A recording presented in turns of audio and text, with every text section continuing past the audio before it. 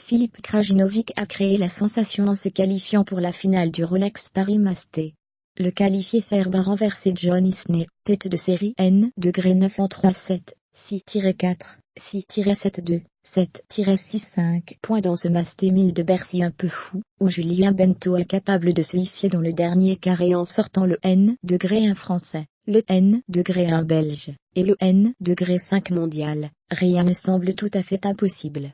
De là à imaginer que Filip Krajinovic, N degré 77, qui n'avait, avant Bercy, joué qu'un seul match sur le circuit ATP en 2017, puisse bouleverser les pronostics les plus fous en traçant sa route, jusqu'en finale d'un Masters 1000 auquel il n'avait jusqu'alors jamais participé. Il y a un pas que personne n'osait évidemment franchir. Le film du match samedi. Pourtant, le qualifié serbe a créé la sensation en écartant John Isner, N degré 14, en demi-finale du Rolex Paris Masters. Sans laisser transparaître son inexpérience, celle d'un joueur de 25 ans, qui a passé l'année sur des tournois challengés, il a joué libéré, et fait tomber le géant américain, qui manquait visiblement de jus pour tenir son rang.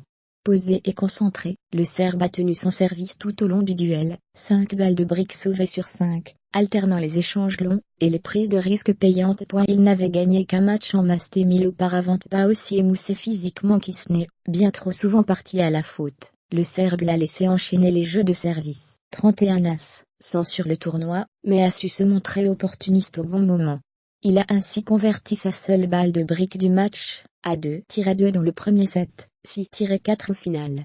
Le duel s'est ensuite équilibré, et Krajinovic n'a pu boucler l'affaire au tie-break du deuxième set, dans lequel il s'est effondré, 0-5, puis 2-7. C'est donc au bout d'un ultime jeu décisif étouffant, où il a profité d'une grosse erreur d'Isner à 5-5, service volé dans le filet, que l'Outsidé a laissé éclater sa joie en s'effondrant sur le court de Bercy. En 4 participations, le joueur de 25 ans n'avait auparavant gagné qu'un seul match en Masters 1000, Miami, 2015.